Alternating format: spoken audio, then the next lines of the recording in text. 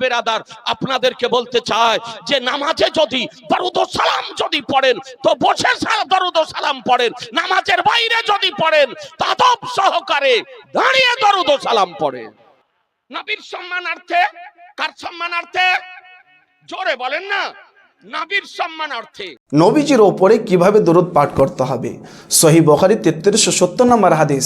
সাহাবা একরাম রাসূলুল্লাহ সাল্লাল্লাহু আলাইহি ওয়াসাল্লামকে জিজ্ঞাসা করলেন, হে আল্লাহ রাসূল, আমরা তো আপনার ওপরে সালাম পাঠ করতে জানি, আল্লাহ তাআলা শিখিয়েছেন, তবে কিভাবে দরুদ পাঠ করতে হবে জানি না।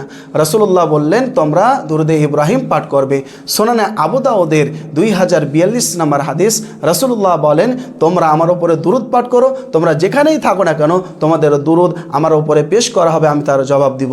একজন সাহাবী বললেন, হে আল্লাহ রাসূল, আপনি তো মরে গলে পচে যাবেন, কিভাবে জবাব দিবেন? রাসূলুল্লাহ বললেন, নবী ও রাসূলগণের দেহ পচে না, গলে না। নবী ও রাসূলগণের দেহকে জমিনের উপরে খাওয়াকে আল্লাহ তাআলা হারাম করে দিয়েছেন। সুনান নাসাইর 1282 নম্বর হাদিস। আল্লাহ তাআলার অসংখ্য ফেরেশতা রয়েছে জমিনের বুকে বিচরণ করে। পৃথিবীর যেই কোণাতেই নবীজির ওপরে দুরুদ পাঠ করা হবে, ওই ফেরেশতারা দুরুদ শরীফ নবীজির কাছে পেশ করবে, ফেরেশতারা পেশ করবে। দুরুদ শরীফ কীভাবে পাঠ করতে হবে? দাঁড়িয়ে না বসে, দাঁড়িয়ে বসে শুয়ে চলাফেরা করতে করতে সর্ব অবস্থায় জায়েজ রয়েছে।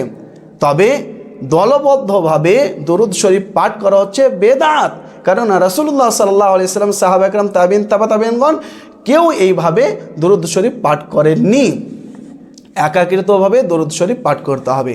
আবার কোনো ব্যক্তি যদি নবীজিকে সম্মানার্থে দাঁড়িয়ে দরুদ শরীফ পাঠ করে, যে নবীজিকে আমি সম্মান জানাচ্ছি, তাহলে এটি বেদাত ও একটি কাবিরা গুনহার মতো কাজ হবে।